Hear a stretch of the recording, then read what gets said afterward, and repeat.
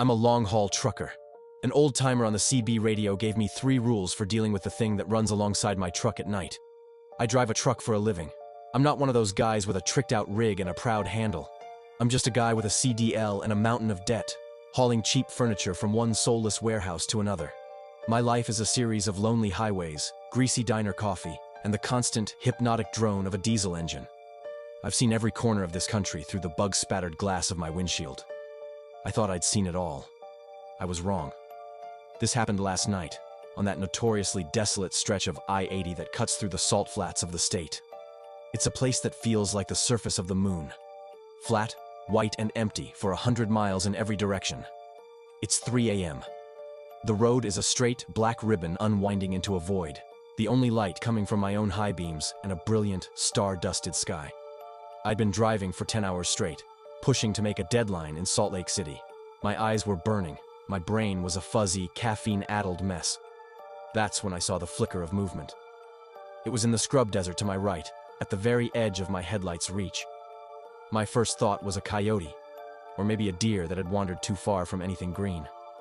I kept my eyes on the road, but I was aware of it now. Then I saw it again. It was a tall, loping shape, moving with a terrifying, unnatural grace. It was keeping pace with my rig. I was doing a steady 65 miles per hour. My blood ran cold. I took my foot off the accelerator, the truck slowing to 60. The shape in the darkness slowed with me, its long, spindly legs pumping with an effortless, fluid motion. My heart started to hammer against my ribs. I pushed the accelerator down, the engine groaning as the truck climbed back to 70. It sped up too, staying perfectly parallel to my cab, a silent, dark greyhound in the night. I couldn't make out any details, just its silhouette. It was vaguely humanoid, but too tall, too thin. Its arms were too long, its stride impossibly wide. It ran with a smooth, gliding motion, its feet seeming to barely touch the ground. This went on for 5 miles, an eternity. Just the roar of my engine and the silent, impossible runner in the dark. My logical mind was scrambling for an explanation. An optical illusion?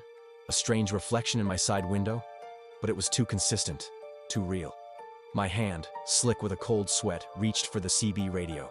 It was an old habit, a holdover from a time before cell phones. Most of the time, the channels were just a hissing, static-filled void. But out here, in the dead of night, sometimes you could find another lonely soul to talk to. I keyed the mic, my voice a shaky, hoarse whisper. Breaker 19. Anyone got a copy out on I-80, eastbound, about 100 miles west of the lake? The static hissed back at me. I was about to give up when a voice crackled through the speaker.